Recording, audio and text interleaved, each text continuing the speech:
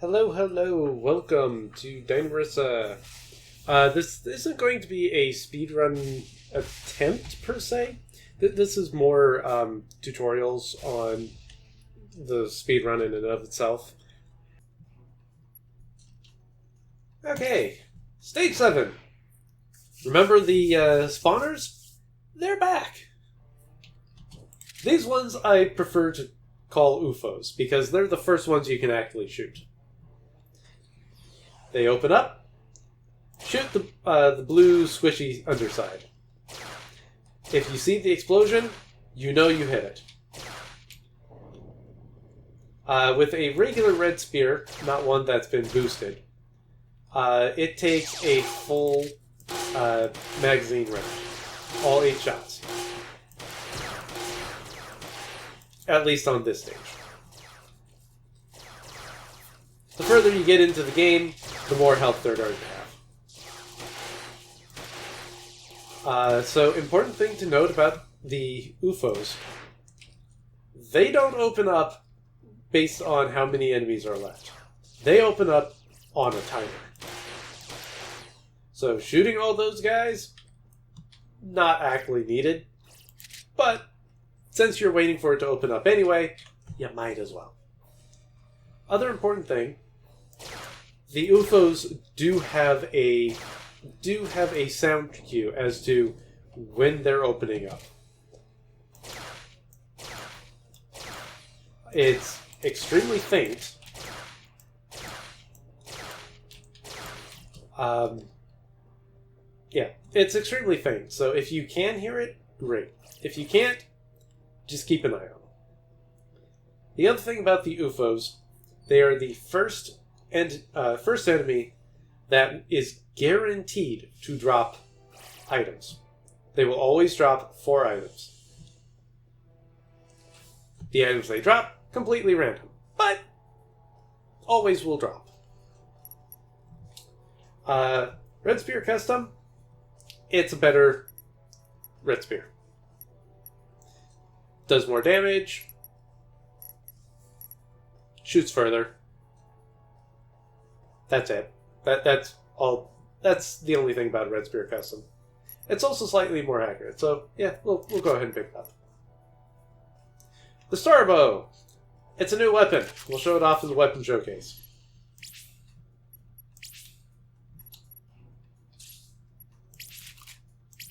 And I am going to move the weapons we are going to be using for the majority of the run to the top here. Normally you don't have to do this because you're not picking up every weapon. The only weapons you're looking for are a better shotgun, preferably the Punisher 15. I'll point out the other shotgun, the Sculpture 1. Sculpture first, sorry. If you don't get a Punisher 15, it's a good alternative. It's not as powerful, but it's more accurate and more powerful than the Punisher 10. You're also looking for a Chi-Kung, preferably number 2. Number 1 will do if you don't get it. A Red Spear Custom is a good alternative to the sniper rifle we want, but we have another 20 or so stages to get that particular rifle. Anyway, Stage 8.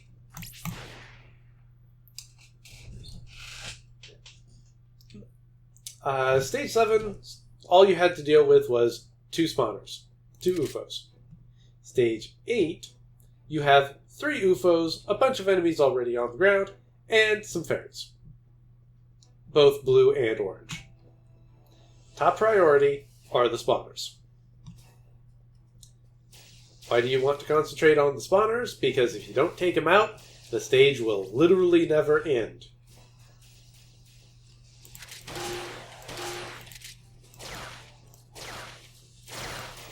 Whoop. That enemy got in the way. You know an UFO is dying when you have the really big explosion pop up.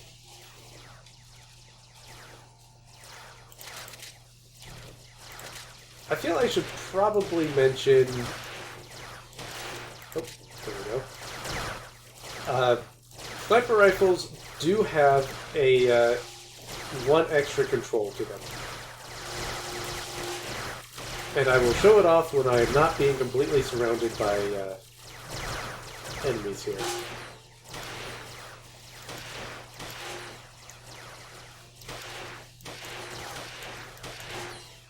Just kind of firing haphazardly. Oops.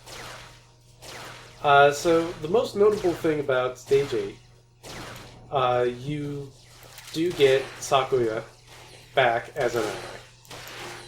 She shows up, and she definitely helps with clearing out all of these enemies.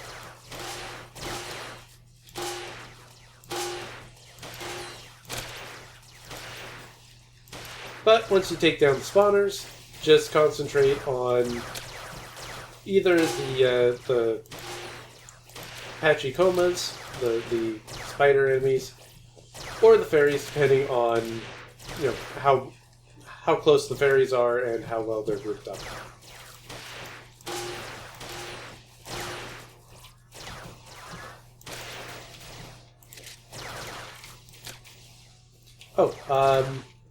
So the spear guns, the sniping rifles, extra control they have. They can zoom in. Hit tab, they zoom in.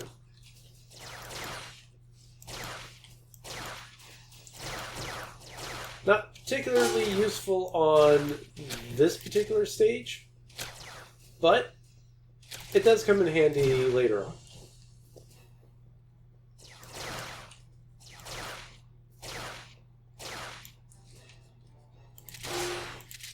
Generally speaking, you want to take out fairies before you take out...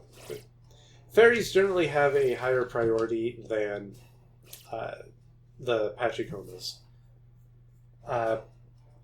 Pachikomas, they try to just stay on top of you all the time. Fairies don't care.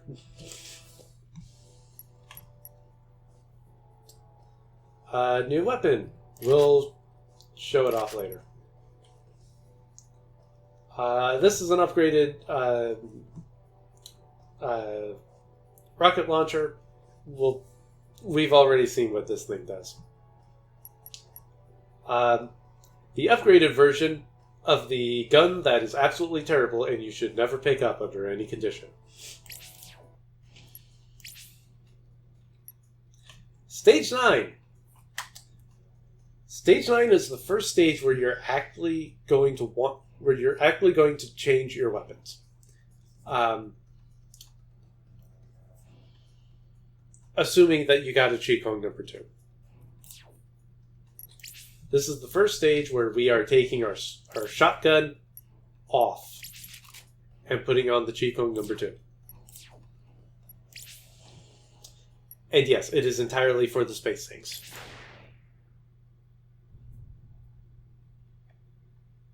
Again, they start you on a table. And they give you a cake. The cake is a lie. So you've got these wonderful mechs off here in the distance behind the fairies. As you're approaching them, shoot them with your sniper rifle. Whatever one you've got equipped. You want to do as much damage to them as you can. Important thing to note about these things, you can shoot them anywhere on the body. Even on the little sticky legs. Get out of here, table.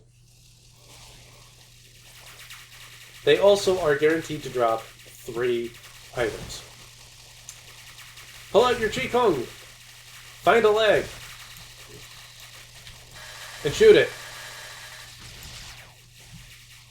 And it explodes.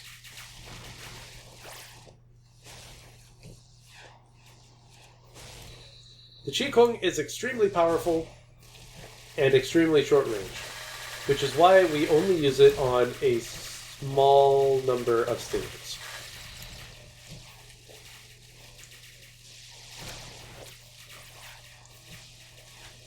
So explanation about the space tanks. These things are nasty. If you get too close to them, they shoot out the machine gun fire. That machine gun fire can really mess up your day. It also has a 360-degree range. It also, if you're far enough away from it, or if you're not shooting it constantly, it also has a homing missile that it shoots out.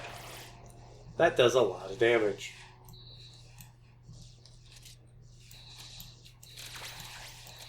So, once you've dealt with the space tanks, now you're left with the fairies. Unlike with, unlike when you're dealing with these things with a shotgun, unless these things get point blank in your face, you're going to be using the rifle on them for the rest of this stage. The Qigong has the range of about a punch. Amusingly, that's actually what it was based off of, is martial arts, kind of. So the range makes sense. Either way, unless they get right in front of you, you're going to shoot them with a rifle. The Qigong, no. Oh, if any destructible terrain gets in your way, just shoot it. It'll move. This is another... It's not a machine gun per se, but we'll pull it out and we'll take a look at it. Hey, piercing bullets. Shame it's on a Punisher 10. And, yeah. Thank you everyone who came to the stream. Thank you anyone watching the individual level tutorials. And take care, everyone.